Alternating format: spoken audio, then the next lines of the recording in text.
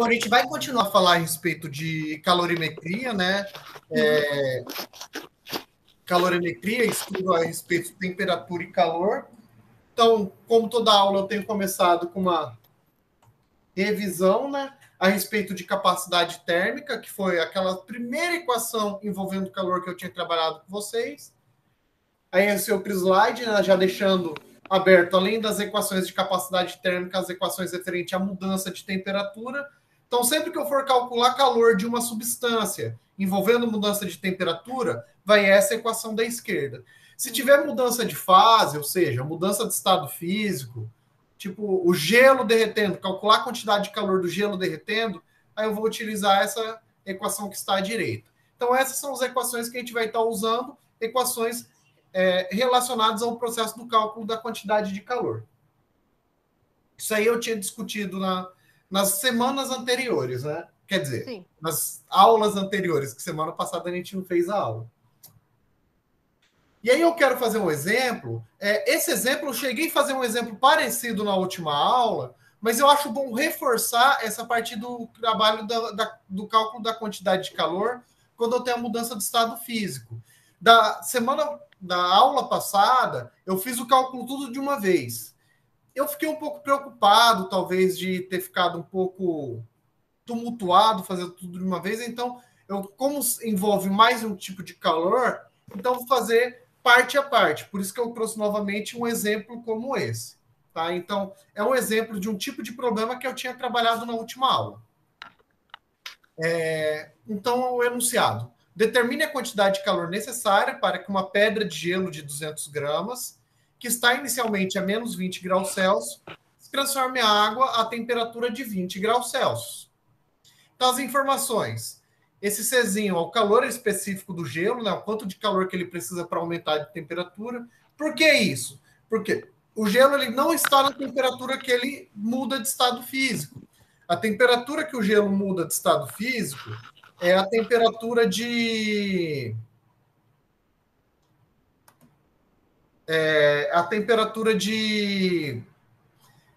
0 graus Celsius, que é a temperatura que ele vai passar para estado de água. Então, o que acontece? Como esse gelo está menos 20, ele precisa chegar até essa temperatura para fazer a mudança para derreter, né? Para ele fundir, né? Que é a palavra certa. Então, ele está inicialmente a menos 20, se transforma em água a temperatura de 20, né? De mais 20 graus Celsius. Então, as informações. Calor específico do gelo, o calor latente de fusão do gelo, né, 80 calorias por gramas, ou seja, para cada grama precisa de 80 calorias para ele fundir, para ele derreter. Calor específico da água, porque depois que ele derrete, a água vai estar a 0 graus, então ela vai precisar aumentar a temperatura. E, por último, a temperatura de fusão, né, a temperatura que o gelo derrete, que é o 0 graus. Então, as informações o que está pedindo, que é a quantidade de calor, a massa do gelo, né, que é 200 gramas, a temperatura inicial do gelo e a temperatura final do processo todo. Essas são as informações que nós temos. Então, teremos 3 calor nesse problema. Qual que é o primeiro calor? O calor para aquecer o gelo. Por que aquecer? É o que eu tinha dito. Ele está menos 20, ele tem que chegar na temperatura que ele vai mudar de estado físico, que é o 0. Então, ele vai de menos 20 até 0. Então, o segundo calor, para fundir o gelo, ou seja, olha que ele chegou no 0 graus, ele começar a derreter. E o calor 3, depois que ele derreteu totalmente, ele vira água, mas assim que derrete é uma água gelada, água a 0 graus. Então, calcular a quantidade de calor para essa água aquecer de 0 até 20. Então, vou fazer por partes dessa vez. Então, primeiro eu vou calcular o Q1, depois o Q2 e depois o Q3. Então, só mudar aqui o slide, né? As informações continuam ali do lado, só para limpar a tela, para ficar mais fácil de tirarmos as informações. Para aquecer o gelo, então, ele vai aquecer de menos 20 até 0. Sempre que envolver mudança de temperatura, aquecimento, a gente vai utilizar essa equação, que é igual a M vezes C vezes variação de temperatura ΔT. Então, M é a massa. 200, né, que era a massa do gelo. Essa massa está aqui nas informações do enunciado, que eu deixei ali do lado para a gente consultar mais facilmente. O C é o calor específico do gelo, porque aqui eu tenho gelo ainda aquecendo. Então, 0,5. E a variação de temperatura, ele vai de menos 20 até zero. Lembrando que o ΔT é a temperatura final menos inicial. A final é o zero, que é a temperatura que o gelo vai derreter, e a inicial é o menos 20.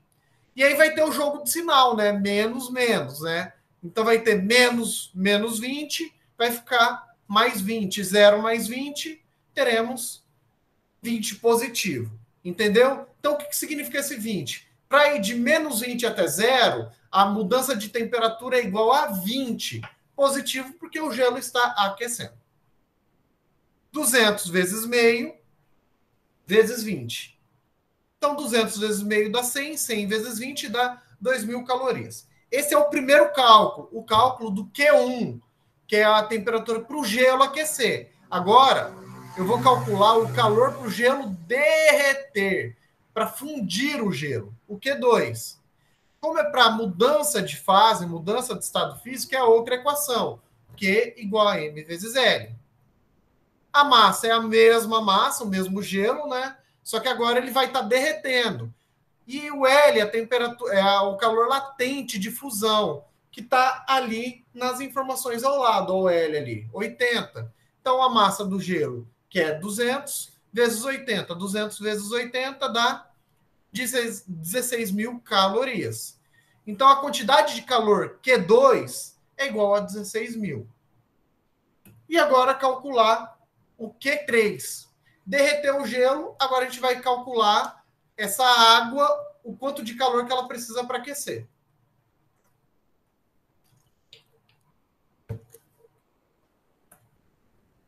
Então, ela tem que aquecer até 20. Como o gelo derrete a zero, então ele vai de 0 até 20. Então, como eu tenho de novo mudança de temperatura, vai aquela primeira equação, M vezes C vezes ΔT. M é 200, C é calor específico. Agora é o da água, por isso que é diferente. Ó. O calor específico da água é 1, ele é diferente do gelo. Mesmo que sejam substâncias de mesma forma molecular, o fato de estar em estado físico diferente tornam substâncias diferentes. Então, o calor específico da água é diferente do calor específico do gelo. Então, teremos massa 200, calor específico da água 1, e a variação de temperatura, final menos inicial, vai de 0 até 20, então faz 20 menos 0. 200 vezes 1 vezes 20, né? 20 menos 0 é 20. 200 vezes 1 é 200.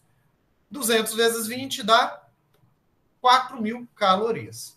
Calculamos separadamente cada um dos 3 calores. Para o gelo esquentar, depois para o gelo derreter, depois que derreteu, para o gelo, para a água aquecer até 20 graus. Então, agora, eu vou fazer essa relação. A quantidade de calor no processo total é a soma de cada uma das quantidades de calor em cada um dos processos, Q1, Q2 e Q3.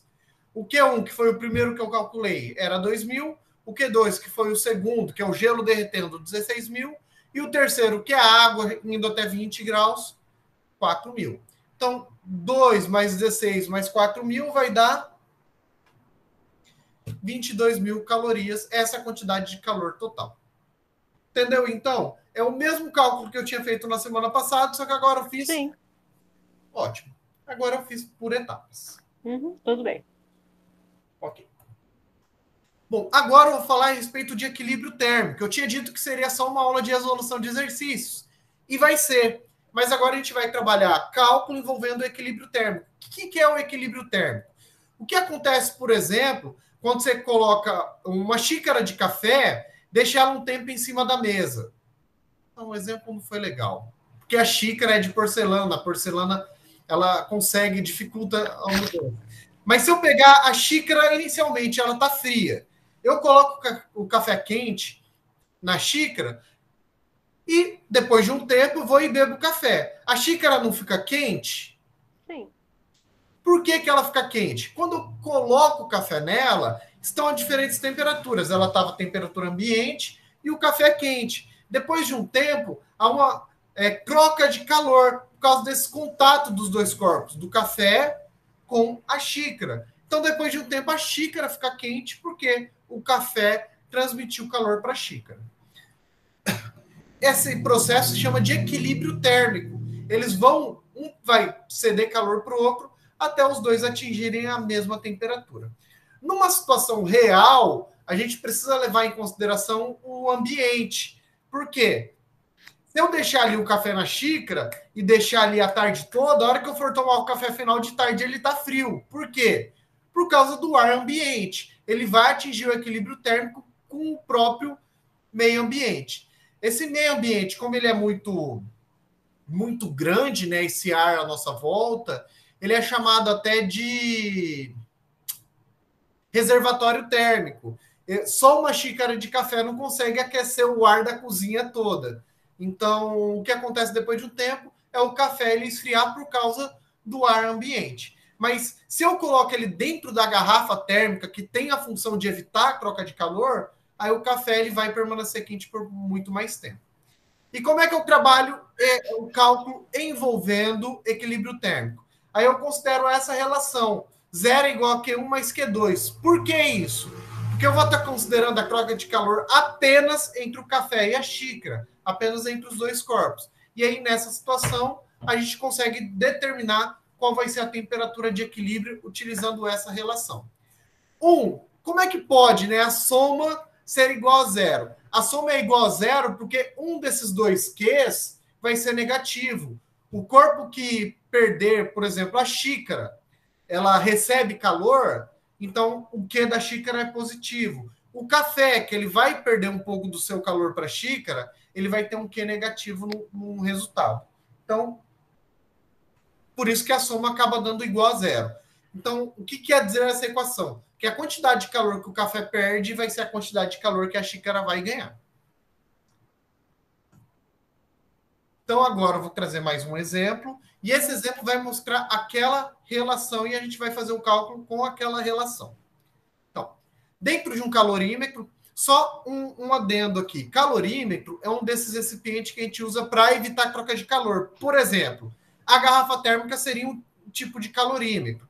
Aqueles copos que o pessoal usa para ir em festa e colocar cerveja gelada e a cerveja não esquentar, é um exemplo de calorímetro também. Um calorímetro perfeito, ele manteria para sempre a temperatura do líquido dentro do recipiente. Na prática, a gente sabe que não existe o perfeito, né? Mas seria um recipiente que ele evita a troca de calor. Então, é o caso da garrafa térmica, né? Você coloca o café dentro dela e ela dificulta do café esfriar porque ela evita a troca de calor com o meio externo. Então, isso é um calorímetro, tá? Então, dentro de um calorímetro, há 400 gramas de areia numa temperatura de 50 graus Celsius. Dentro desse calorímetro foi colocado 100 ml de água, equivalente a 100 gramas, a uma temperatura de 0 graus Celsius. Determine a temperatura de equilíbrio térmico. Bom, uma coisa posso afirmar com certeza. A temperatura de equilíbrio vai ser uma temperatura entre a temperatura da água e a temperatura da areia. Então, vai ser uma temperatura entre 0 e 50. Vai ser exatamente 25?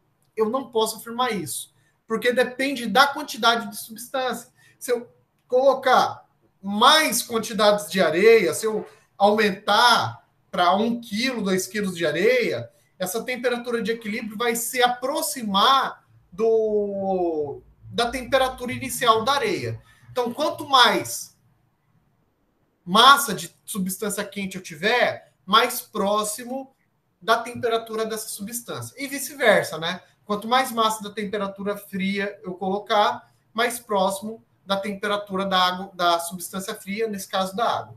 Então, o que eu estou fazendo nesse exercício? Eu vou dentro de um recipiente, digamos uma garrafa térmica. Eu tenho areia quente e vou colocar água gelada para esfriar e quero saber qual vai ser a temperatura que eles vão atingir. A areia está a 50, a água está a 0, o equilíbrio vai ser uma temperatura intermediária entre esses dois. Aí, os dados que deu, o calor específico da areia, que é muito menor que o da água, e o calor específico da água.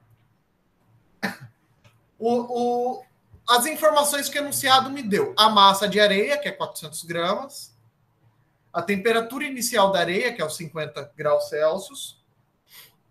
Ali fala 100 ml de água, só que não é volume que a gente usa no cálculo, é massa. Só que no caso da água, isso vale apenas para a água. Cada 1 ml de água equivale a 1 grama. Então, esse 100 ml de água é equivalente a 100 gramas de água também. E a temperatura inicial dessa água. A água ela estava congelando, né? Estava quase congelando a temperatura de 0 graus.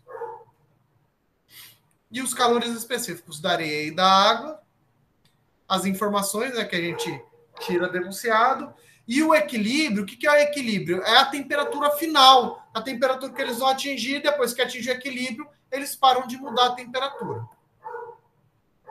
E a gente vai utilizar aquela relação, né? Zero é igual à quantidade de calor da areia mais a quantidade de calor da água.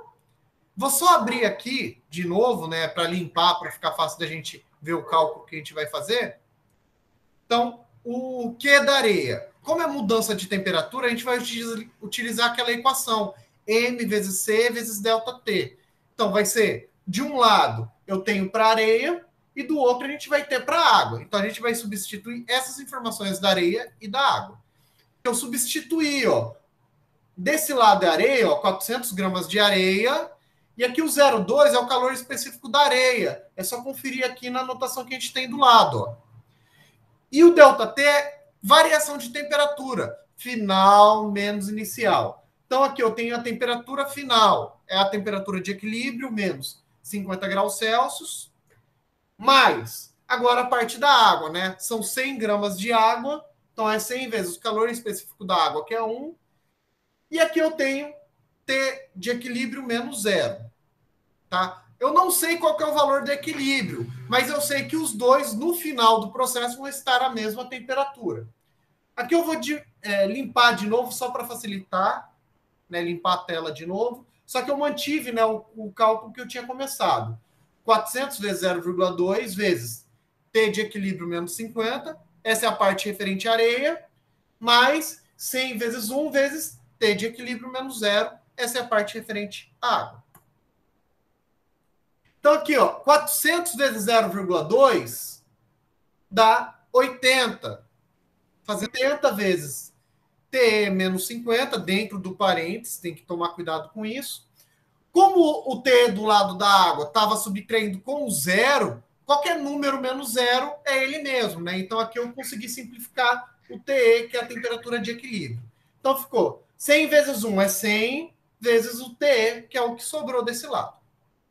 Agora, como ali eu tenho parênteses, esse 80 multiplica os dois, ó, tem que fazer a distributiva. 80 vezes TE e 80 vezes 50. Então, embaixo eu vou continuar nessa linha de raciocínio. Ó.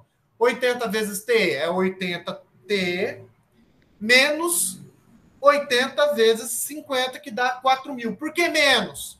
O 80 estava positivo e o 50 estava negativo. Mais com menos, fica menos. Mais o 100T. Embaixo, eu só vou mudar a ordem, né? O menos 4.000 eu coloquei para lá, só para deixar junto esses dois, ó. Como os dois estão com TE, eu consigo somar eles. O 4.000 eu não consigo somar, porque o 4.000 está sozinho. Mas como eu tenho 80 TE e 100 TE, eu consigo somar os dois aqui, ó. 80 com 100 vai dar 180. Isso.